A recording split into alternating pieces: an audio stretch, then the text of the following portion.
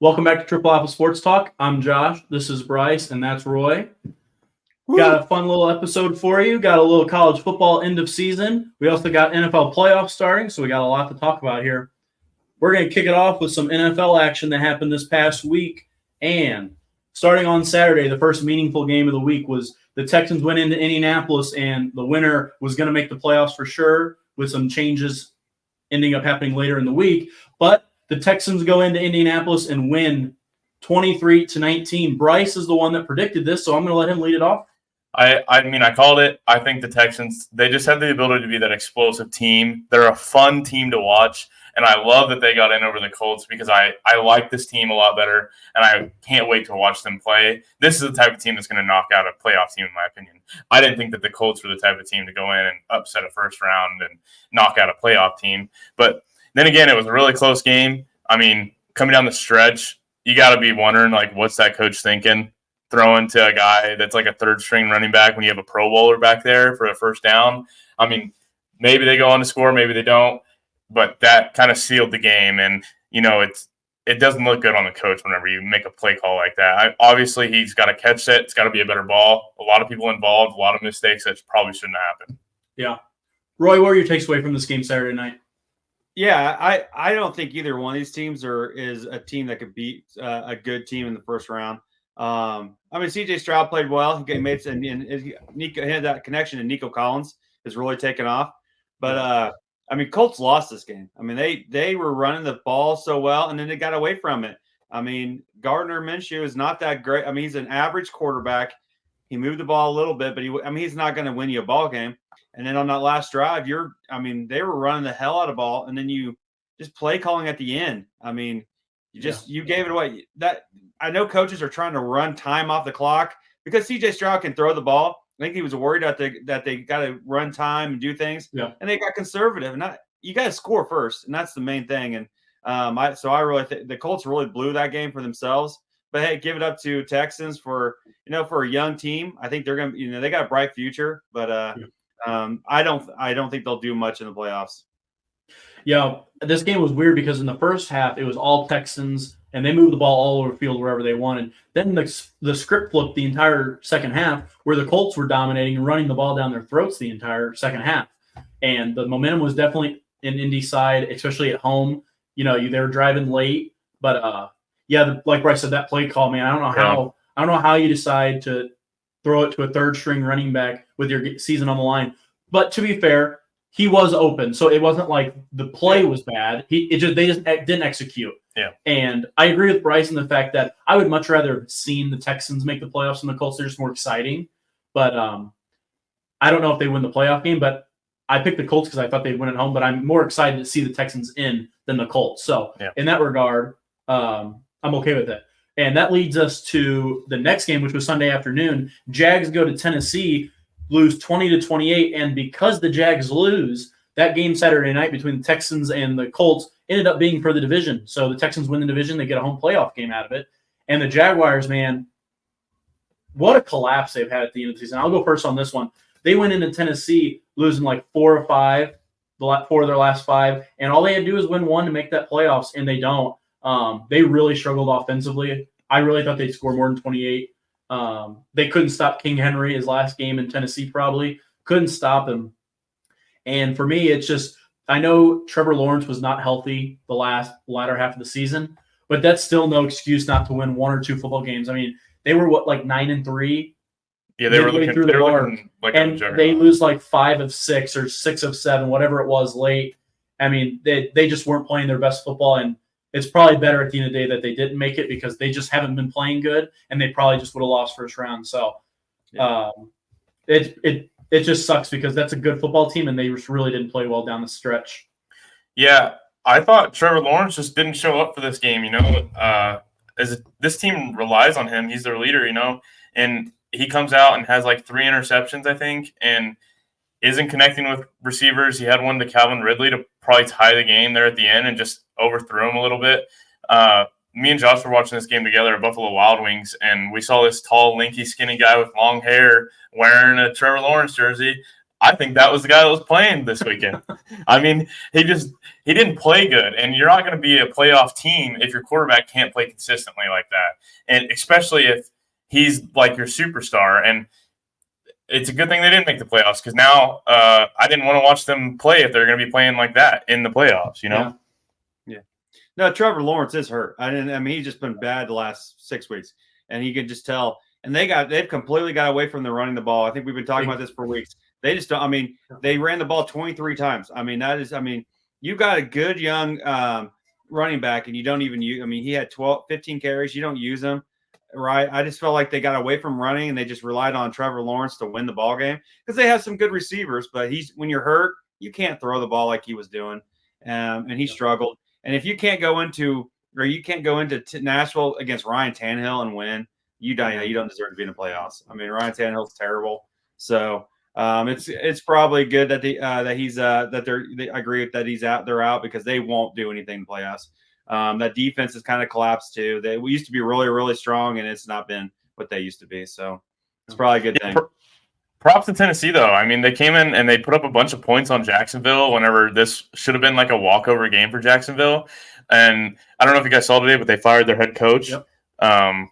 I think they came out inspired to try to keep their head coach is probably what. Yep. They do like Mike Vrabel, but I just don't think.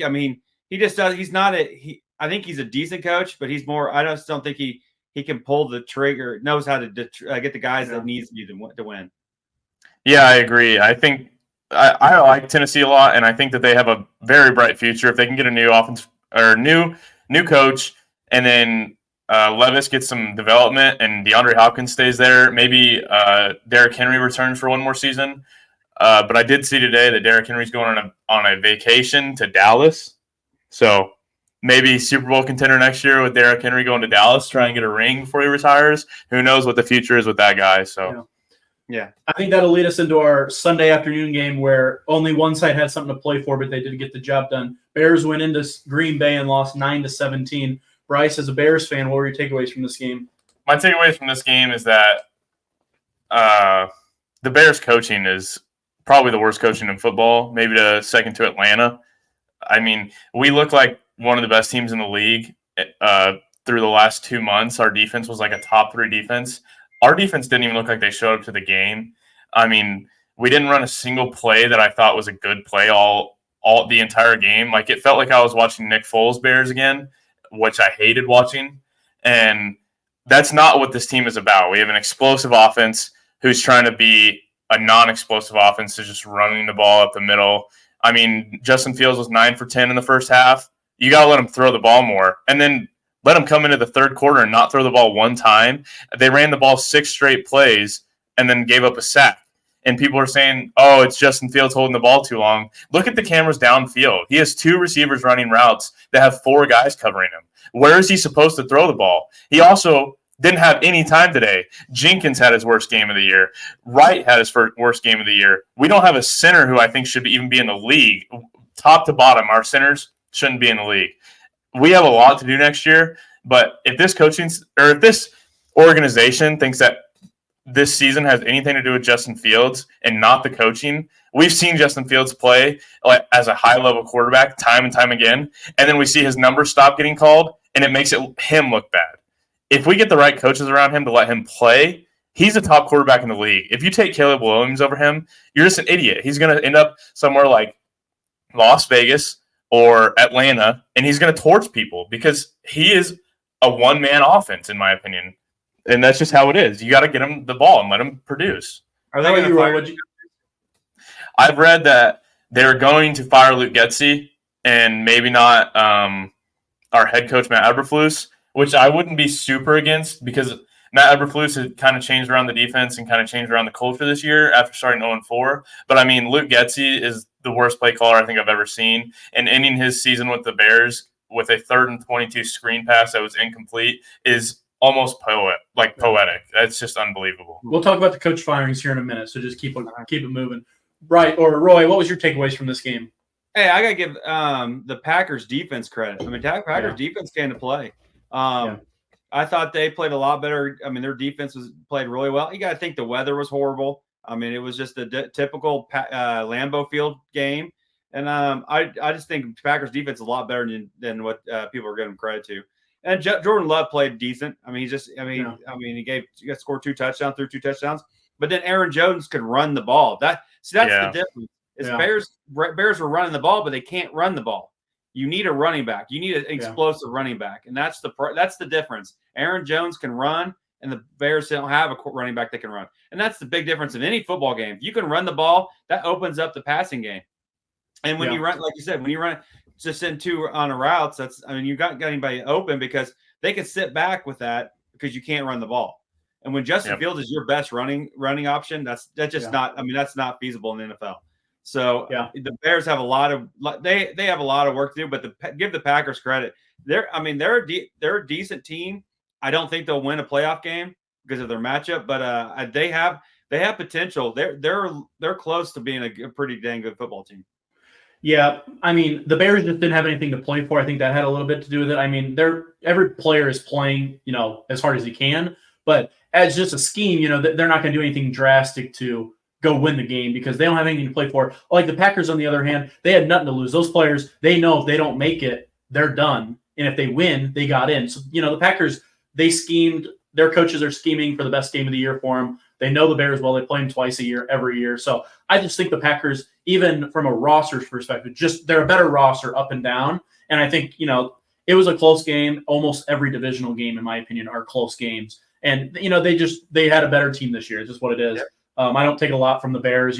Their offense really hit. I feel like their offense was either really explosive this season or just non-existent. And the Packers have a good defense. They're well coached from Matt LaFleur.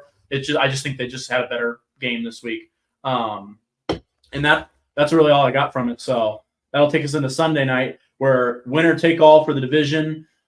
Before the game, things happened in the AFC, decided that even the loser would still get in if it was the Bills. But that doesn't happen. The Bills go into Miami and win 21-14. Roy, I mean, this was a fascinating game because it looked like it was Dolphins 3 quarters. Bills turn it on the 4th, and they win the game. So tell me what you get.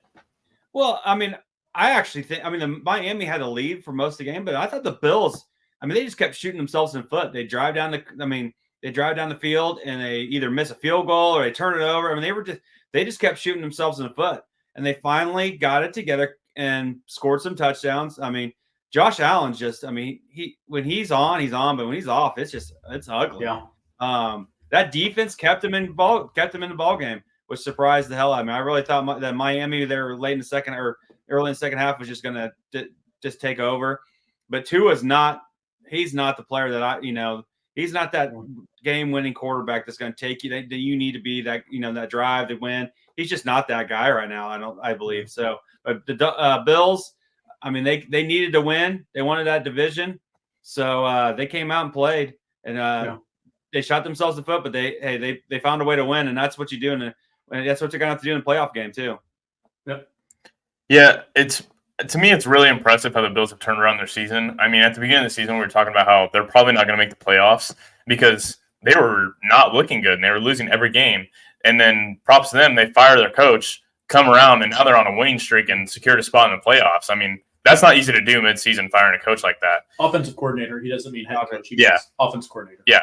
So, to me, I personally think Josh Allen, when he's on, he's the best player in football.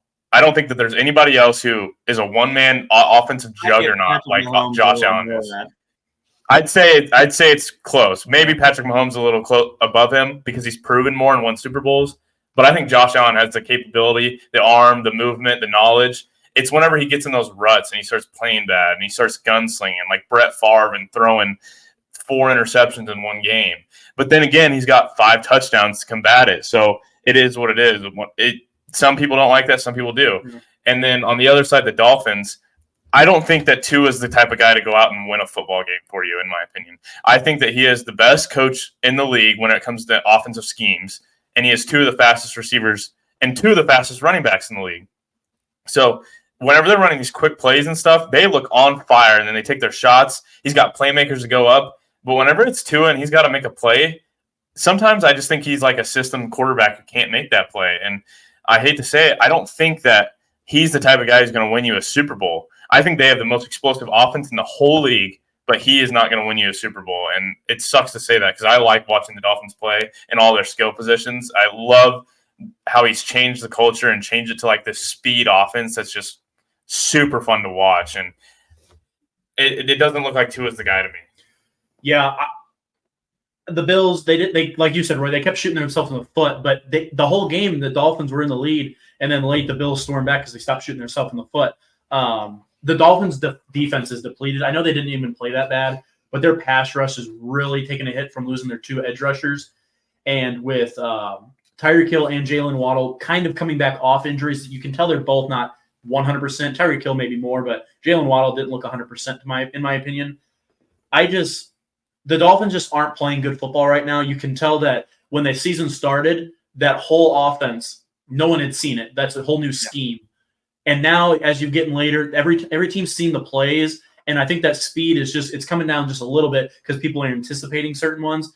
But shout out to the Bills because at the end of the day, it's about winning football games. And this team has played so many close football games with their season on the line, and they continue to find ways to win. And that should tell you a team that's ready to go on a playoff run. Now, will they win it? Not saying they will, but that's a team that I would not want to play in the playoffs because they're finding a way to win ugly games. Yep. So that's all the games that had meaningful impacts this week in the playoffs.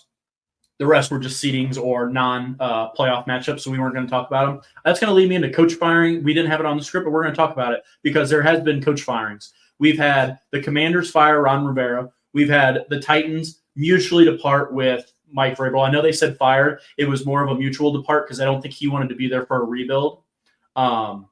We've had the Raiders in the middle of the season fire their coach.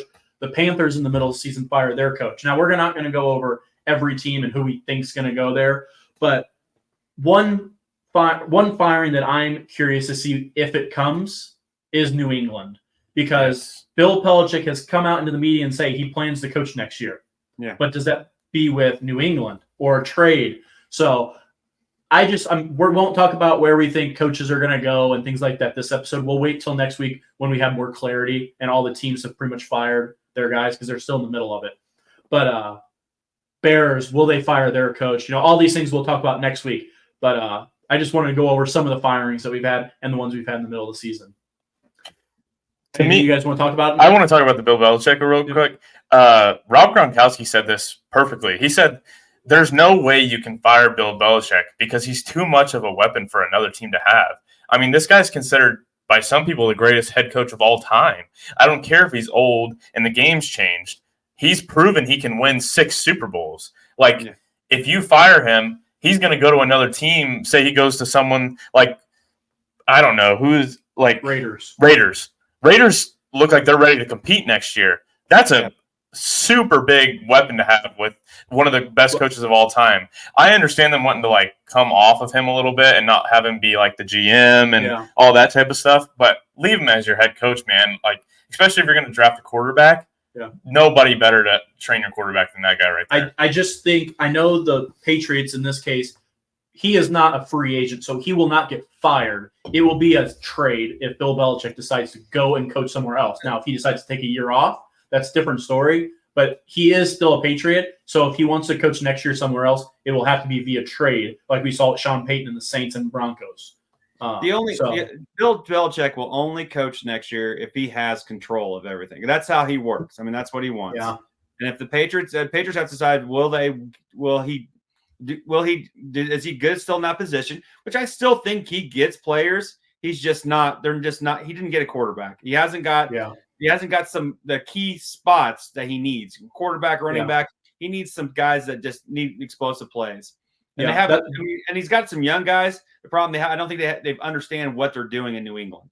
So, but if you look across the league, I don't know if there's anywhere you could go to get control. Because there's just not. I mean, the only place I could think of would maybe be Carolina because they need some new stuff.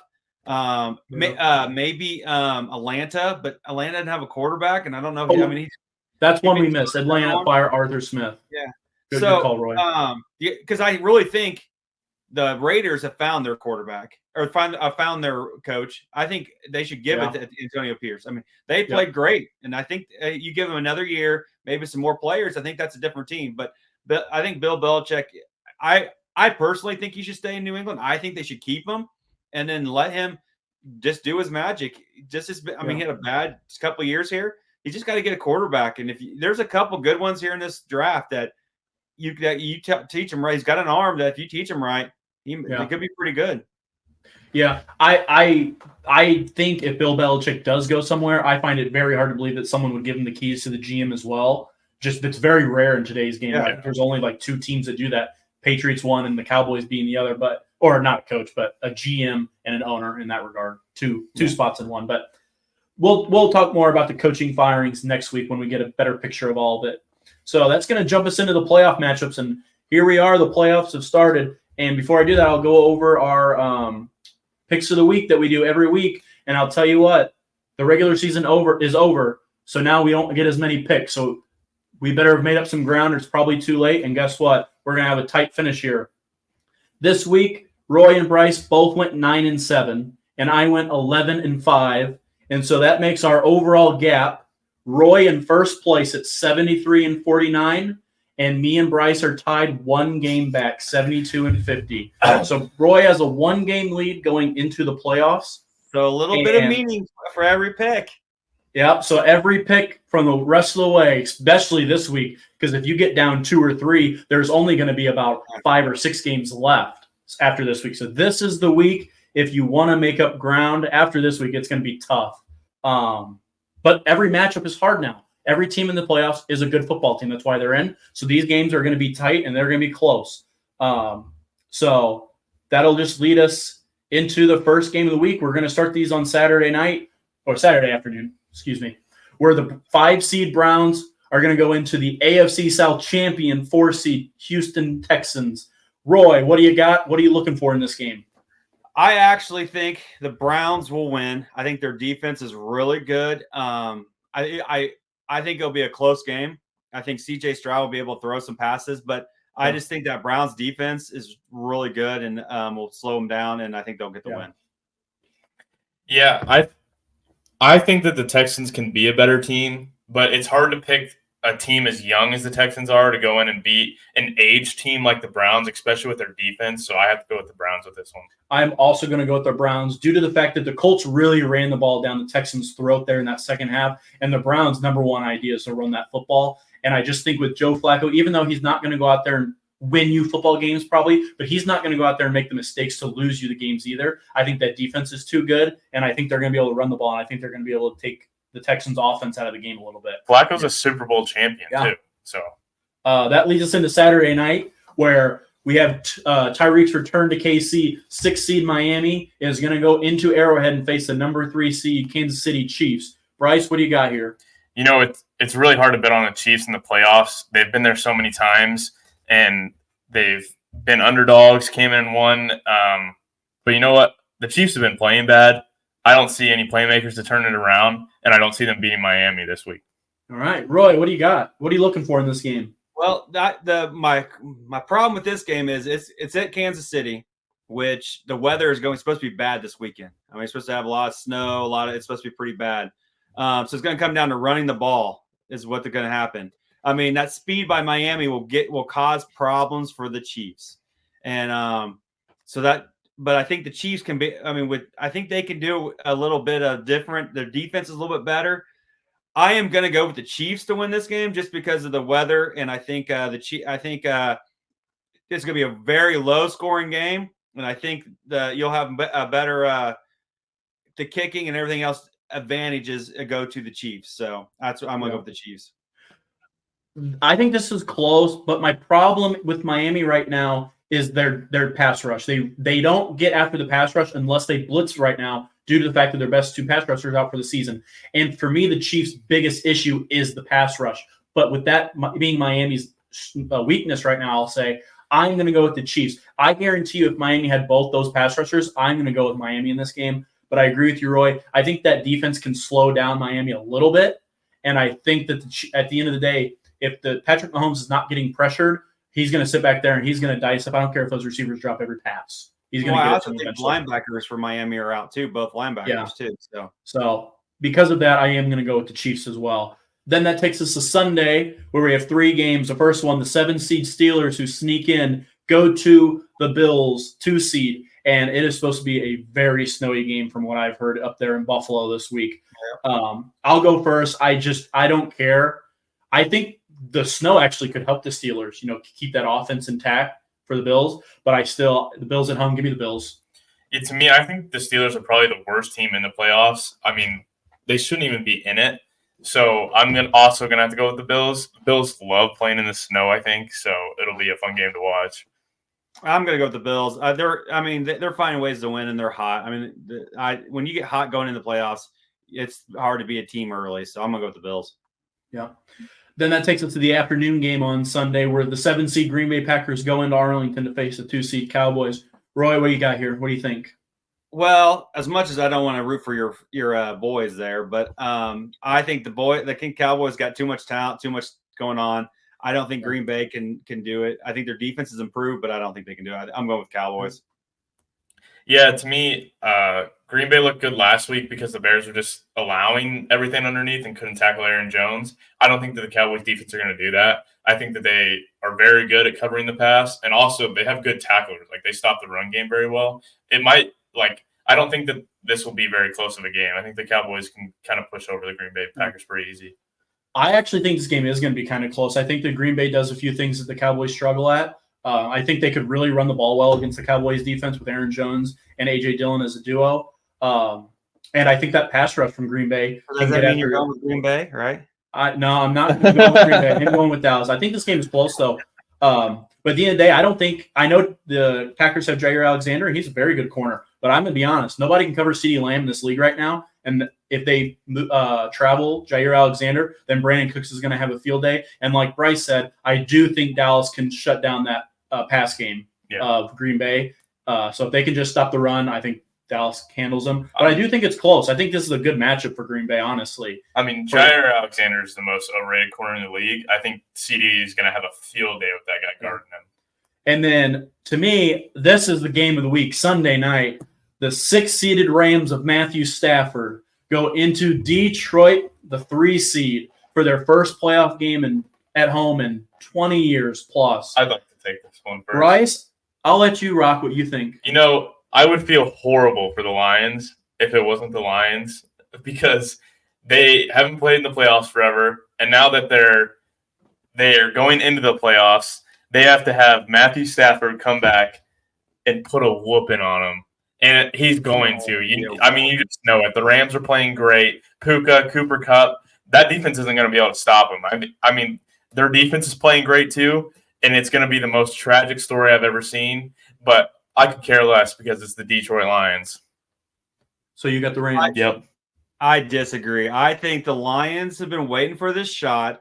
I think that Ford Stadium or whatever it's called will be rocking its head off. And they'll come out and they'll run the ball. I think they'll be able to run the ball on this team. It'll be a close game, but I think the Lions will come out and win this ball game. Yeah, this is an awesome game. The script of this game is unbelievable, and I can't wait to watch it. But if Cowboys lose before this, probably ain't watching. I'll be pissed off. But I think the Lions defense can slow down the Rams offense. I just don't know if the Rams defense can slow down the Lions offense, because Amon-Ra St. Brown is unguardable right now. They are without Samuel Porta for the next few weeks. That is a very big thing. But I am going to go with the Lions at home, but I think that I could very well see the Rams win this. But I'm going to go with the Lions. And that takes us to Monday night, where the 5-seeded Eagles are going to go to the 4-seed Tampa Bay Buccaneers. Roy, what do you got, and what are you looking for? Eagles suck right now. They're playing pretty bad. Tampa's playing decent, but nothing to get be home about. They only beat Carolina 9-0. It's just how Baker Mayfield plays. I still think the Eagles defense will keep them in this ball game. I am going to go with the Eagles, as much as I think Jalen Hurts is not playing very well, but I'll go with the Eagles. Bryce? I've been waiting for the Eagles to turn it on for the past 2 months, maybe, and they look like a bottom 5 team in the league. They started off with the best record in the league, and since then they've literally looked like a bottom 5 team in the league. Like, if you watch them play anytime, you wouldn't think that's a playoff team. And I think they just lost AJ Brown too, didn't they?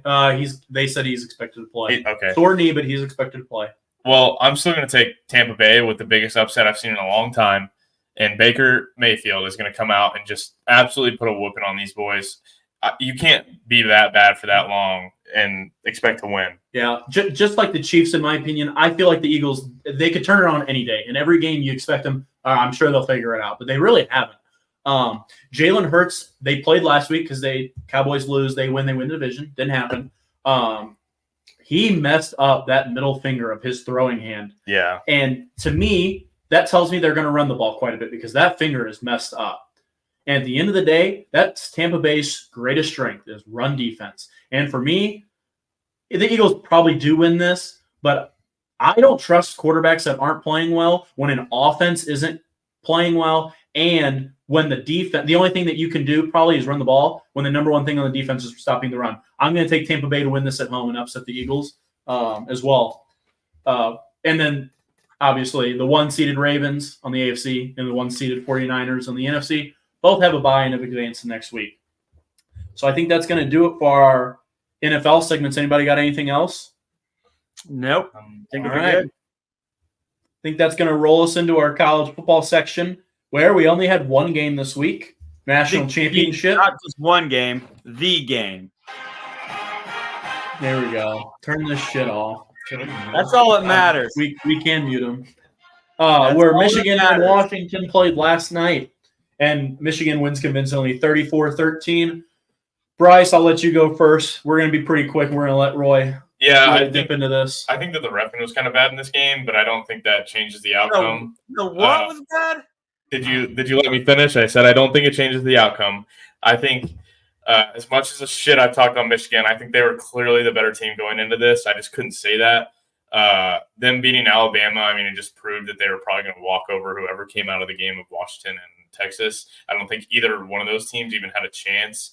But that's the way that this shitty college football system's set up. If they were to play someone like Georgia, they probably gotten rolled by 60. I still don't think they were the best team in college football. But, college football playoffs suck. So, yeah, me and Roy last week both picked Michigan to win. And the game went exactly how we thought. Michigan run just could not be stopped against Washington. We knew that was going to be the number one issue. I mean, J.J. McCarthy had to complete 10 passes like he wasn't even needed. They could have ran the ball every play. They would end up finding a way to win. I was impressed how much Michigan slowed down the Washington offense. I actually thought they were going to put up quite a bit of points, but they really didn't. They kind of stalled. They went for it a few times, didn't get it. Michigan's defense played a little bit better than I thought they would, but at the end of the day, we kind of knew that Michigan was going to run the ball down their throat, and they did. And 2 long runs from Edwards in the first half, and then it was the Corum show in the back end. So congrats to Michigan. Jim Harbaugh, I believe, coached his last game at Michigan. I think he's on his way out. Future Bears head coach. No. That'll be for another topic. But the cheaters finally win. Roy to let out his thoughts. Sign Steelers. Well, that's all that matters is the victors are the champions because that's what was going to happen.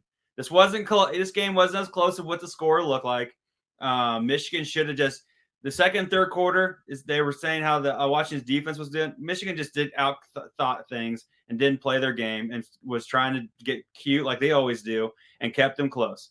That's not how it was. Michigan's defense was there to play. They did a great job of getting in Penix's head because that's what you got. You got right when you have a good quarterback. All you got to do is rush him up the middle, get him moving faster, and look how many incomplete passes he threw to wide open guys. And that's because when you speed him up, that's all you can get him playing better. And so Jesse Minter, hands-off greatest defensive coordinator in college football. Sharon Moore finally in the second half just said, you know what, screw it. We're just going to play Corum and just run the hell out and make him stop it. And JJ ran. That's what we needed was JJ McCarthy to run a little bit. We don't need his arm. That's the way the Michigan's built. Just too tough. This was not going to be a close game because the Big Ten and SEC teams are very strong and in the middle, and they can pound it to you. And so Jim Harbaugh, the greatest college football coach ever, will remain at Michigan. We remain at Michigan. Hey, let me tell you, this has been. He learned football with the Chicago Bears, bud. I was a junior in high school when Michigan won in 1997, and it's finally back, and we can now say.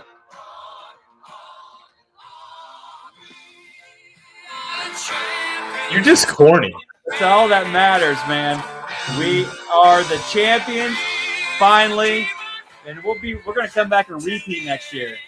Yeah, right. JJ's coming back, Jim Harbaugh's coming back, and we're coming back. No chance. Neither one of them are coming Neither back, are and coming you guys back. might not even make the 12-person college football playoffs next year. We'll have JJ will be back, and so will Jim Harbaugh.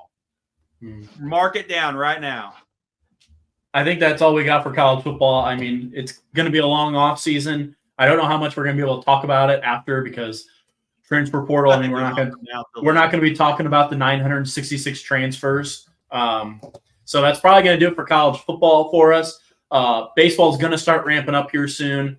You hope. I mean, this has been the quietest offseason I've ever seen so far. Yeah. And football, we'll have the playoffs, and then it's going to start getting a little different of a podcast after that. Well, we'll have some of the XFL because we'll be at every game, so right. We'll have a little bit of football. But we'll open up to more questions hopefully then and be able to have some guests on. And we will, after the season ends for football, or maybe even for teams who have already been eliminated, we will have a segment and talk about them. Just a recap of their season, future needs, and all those things. So we will have football every episode, just not in game version after the season. Yeah. But I think that's all we got. I think we're just going to go into Josh's advice, Bryce's facts, and Roy's old man wisdom. And I got an interesting advice this one. This one's going to be for the playoffs. I'll talk about the teams that are being at home this week. So the Cowboys, the Buccaneers, the Lions. Use the home field advantage to your advantage. When that stadium gets loud on third downs, send heat. Make that quarterback uncomfortable. All those things. Use the crowd noise to your advantage because it can really change the landscape of a football game. That is true. You know, they call it the 12th man on the field. Yeah. So that moves over to Bryce Facts. And I just want you guys to try and guess. How many baseballs do you think are used every MLB season? Oh, baby. Yeah. I know they use like 30 or 40 a game. So I will say, I'm going to say 500,000. I have no clue if that's even close. Roy? I'd say a little over $1 million. Well, I'd say Roy's, you guys are like, it's in the middle. It says around 850,000 balls are used on an average per season, and the MLB spends about $5.5 million on baseballs alone. The second thing that I have is that kite flying is technically a professional sport. It's recognized by Thailand. The competitions are similar to ice skating, where competitors are judged based on performances. Like ballet, it involves being able to artistically interpret compulsory figures. So kite flying is a big thing over there in Thailand. And then the last thing, it's not even like that crazy of a fact, but it's 60% of runners are listen to music while running. The thing I really wanted to talk about is what are the other 40% of the psychopaths doing while they're running? Now, if they're saying only 60% listen to music, but like 35% listen to like podcasts, that's different. But if they don't listen to anything, that's yeah. I mean, I don't know. I feel like if you're running, you should probably be listening to some type of music or maybe a podcast too. When I was running marathons and stuff, I used to listen to podcasts or TV shows.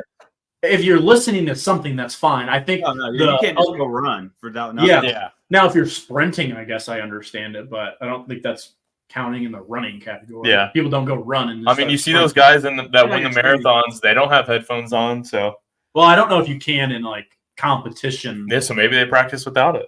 Maybe that's sure they do. But but they're thinking what those guys are thinking is mile times. They're trying to get the steps and think about mile times. What they're trying to do. That's what they're focused on. That so they're psychopaths. Yeah, so I agree. Hey, mine is for anybody that's a fan of a sport or of a team. You know, last night winning the national championship. I mean, let me tell you, it's a relief. I mean, the Yankees haven't done shit since 2009 as a Yankee fan.